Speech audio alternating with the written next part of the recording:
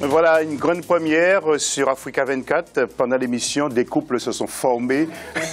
Donc, tout d'abord, premier couple, Lassana et Toto. Noureddine Salih Saïd. Et bien sûr, Mohamed Sami. Est-ce qu'ils sont calmes? Et donc, la question de l'AFC, quel est pour vous le joueur africain qui a marqué l'histoire? Vos réponses sur nos réseaux sociaux, mais aussi afc@africa24tv.com. Les grands clubs d'Europe et les grandes nations de football, c'est le dossier international.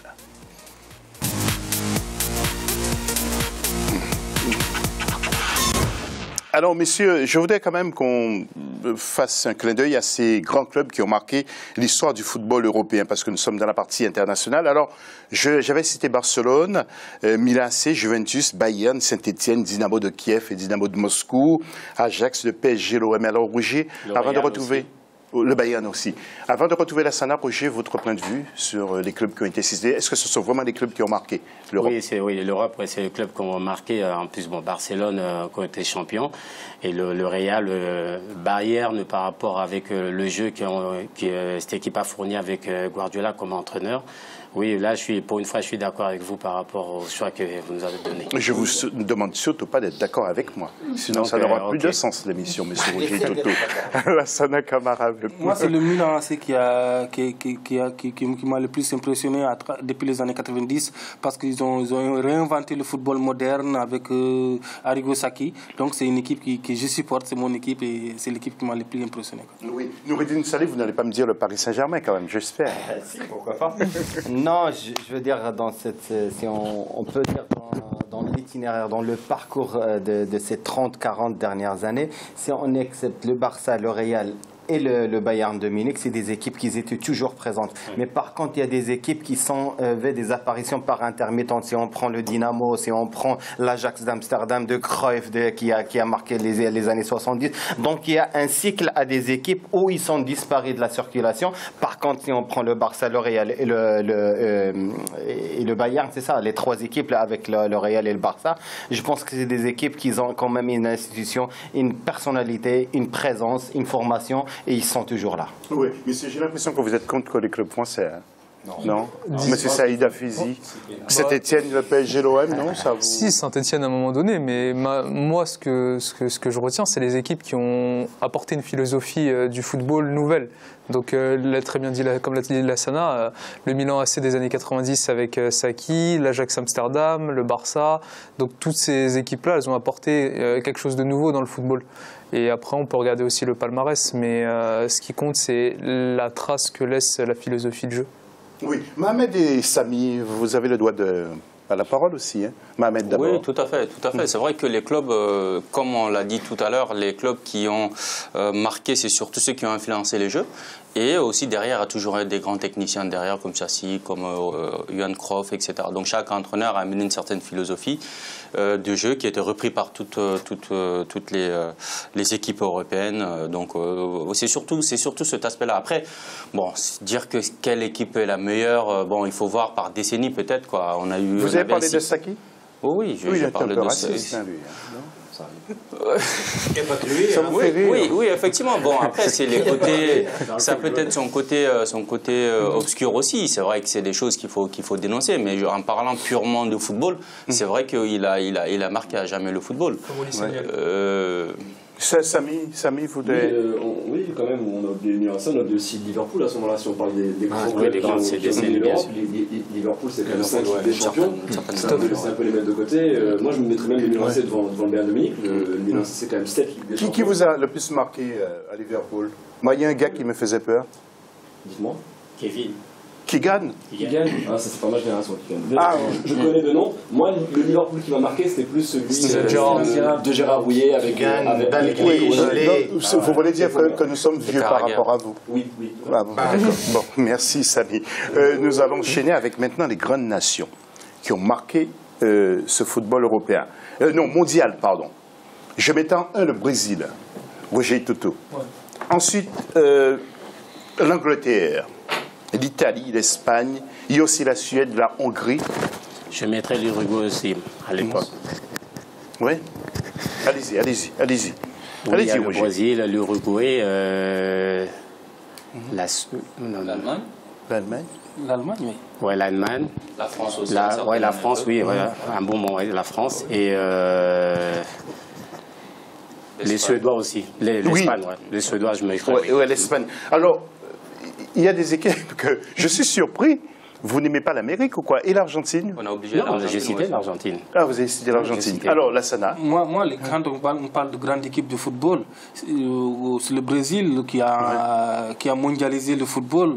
Et tout récemment, il y a l'Espagne qui a gagné la Ligue qui a gagné la Coupe du Monde, la Coupe d'Europe 2 fois. La France qui a gagné la Coupe du Monde et la Coupe d'Europe en même temps.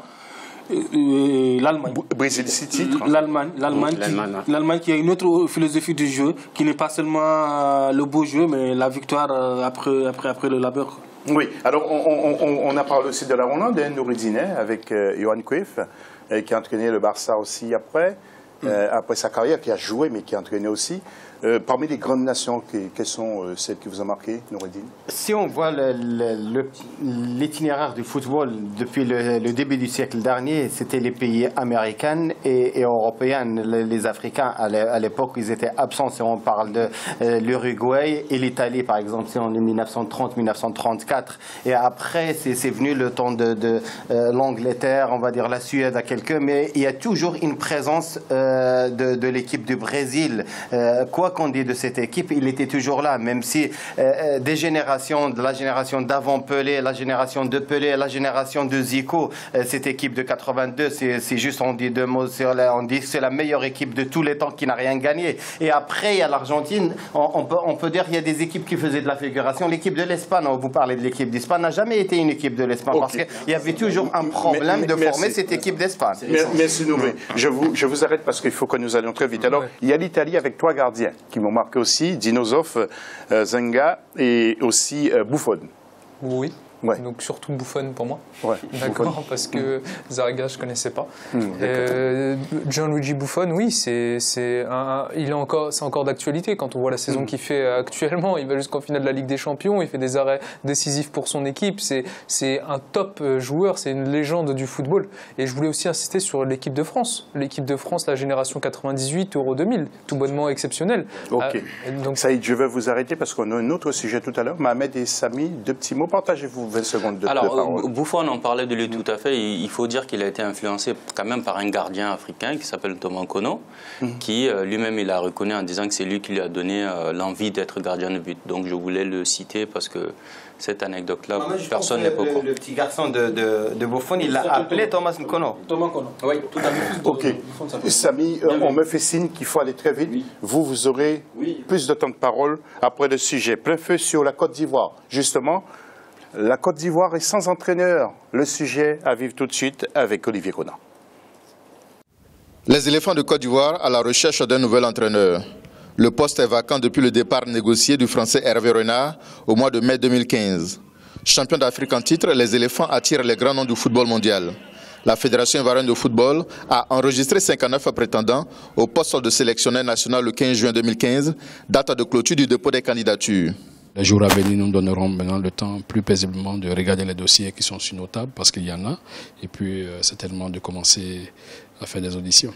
Tous les Ivoiriens en premier et tous les entraîneurs qui ont de l'expérience et qui ont l'ambition d'amener notre équipe là où on veut l'amener jusqu'en 2021 ont leur chance. À l'exception de Yelato Silué, ancien entraîneur du COE Sport de San Pedro, aucun technicien ivoirien au nombre de postulants pour diriger l'équipe nationale de Côte d'Ivoire. Une situation qui relance le débat sur la question sur les entraîneurs locaux en Afrique. Le problème ici en Côte d'Ivoire, c'est le problème de caractère et de personnalité. Nous avons un certain nombre de joueurs, de grosses stars, qui sont difficiles à gérer. Alors souvent, nos entraîneurs locaux n'ont pas la force de caractère de pouvoir mener à bien leur mission quand ils ont en face d'eux des joueurs qui ont des salaires mirobolants. Ils ont peu peur. Un Ivoirien ne sera pas à la tête de la sélection. Le comité de sélection de la FIF a dévoilé la liste des candidats encore en lice. Il s'agit de Frédéric Antonetti, Michel Dussuyer, Henri Casperzac, une dernière liste de 3 noms communiqués au comité exécutif de la Fédération ivoirienne de football pour le choix final. Voilà, Samy, vous voulez répondre en 2 mots sur les grandes nations et ensuite je vous demande de réagir aussi sur l'équipe de la Côte d'Ivoire. Allez-y. Oui, non, je voulais juste rejoindre, si on cite l'Espagne, je pense qu'on peut citer juste la génération française, puisque c'est vraiment notre génération, hein, Saïd et à moi, qui nous avons remarqué en termes de jeu. C'est la nôtre aussi, En termes de jeu, en termes de jeu, excusez-moi, de 98 à 2002, la France était la nation qui mettait des 3, 4-0, 5-0 à tout le monde au Stade de France. Avec un certain Zizou. Avec un certain Zidane, avec une attaque de feu. Personnellement, j'ai pas revu ça. J'ai pas vu une sélection aussi dominante en termes de scoring depuis. Voilà, oui, monsieur, vous faites un tour de table sur la Côte d'Ivoire. Samy, vous répondez en quelques mois après Mohamed et Saïd. Oui, c'est vrai que ça met un peu de temps quand même. C'est la sélection championne d'Afrique. C'est un peu étonnant d'ailleurs. Maintenant, je trouve que le panel d'entraîneurs est correct, sans plus.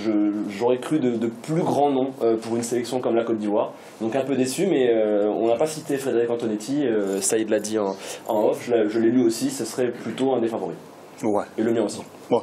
Mohamed, oui, moi je trouve qu'ils ont pris trop de temps pour choisir un sélectionneur, c'est-à-dire qu'un casting, etc. Non, c'est beaucoup plus simple, d'autant plus que bon après ils prennent pas un entraîneur local, donc c'est aussi facile. Là ils ont 3 personnes qu'ils ont mis sur leur liste des 3 favoris. Il y a un qui vient de signer en Tunisie, parce que tout simplement ça prend du temps. Choisir un entraîneur ne doit pas prendre 1 mois quand même. Messieurs, je suis vraiment désolé d'aller très vite, Saïd. Cette équipe de Côte d'Ivoire mérite le meilleur avec les joueurs qu'on lui connaît. C'est peut-être le meilleur vivier de joueurs africains qui existe dans le monde. C'est une équipe tout bonnement exceptionnelle. Et Yaya Touré a réussi à ramener cette coupe d'Afrique, chose que même un grand joueur exceptionnel comme Didier Drogba n'avait pas réussi, donc coup de chapeau à lui. Voilà, je vais demander à votre binôme d'intervenir également. Oui, ils ont déjà, moi, le prochain match, je pense que c'est au mois de septembre. Le temps presse, ça passe très très vite. Il faudrait prendre une décision tout de suite parce que je pense que Desuyer, il est sur la bonne voie. Et je pense que c'est une très très bonne chose pour cette équipe. C'est quelqu'un qui connaît très bien l'Afrique et il a fait des bons travaux avec la Guinée. Donc je pense que c'est lui qui tient la corde. Voilà, Desuyer ne va pas essuyer les plâtres. Moi, je pense que Michel Desuyer a les capacités, a les compétences pour être l'entraîneur de la Côte d'Ivoire. Du travail qu'il a fait en Guinée, c'est un entraîneur qui connaît l'Afrique, qui connaît le football africain, qui connaît les Africains. Voilà, l'homme au 13 qui a le dernier, le mot de la fin. Non, je pense qu'il faut qu'il fasse vite prendre une décision pour l'entraîneur déjà, pour qu'il puisse travailler sereinement avec les joueurs. Voilà. Eh bien, messieurs, merci. C'était vraiment un plaisir. Vous allez passer vos vacances où rapidement, non? Vous restez en Europe Je sais que Saïd va à Casablanca. Au Maroc, forcément. Bien sûr. Voir la famille. Moi, je suis à Lomé, au Togo. Quelle chance. Bon. Eh bien, merci en tout cas, passez de bonnes vacances. N'oubliez pas. Où est-ce que tu vas? Moi, je suis peut-être au Sénégal. Au Sénégal. Tu vas au Sénégal. Au Sénégal, on ne se verra plus. Je suis au Maracana, c'est pour ça. Voilà, messieurs. Merci, bonnes vacances. Vraiment, merci. Je pense qu'on forme une belle équipe, une belle Dream Team. Rendez-vous à la rentrée, au mois de septembre, le 7 précisément. Dans quelques instants, un autre journal sur Africa 24. Passez une très très bonne soirée avec votre chaîne. Salut.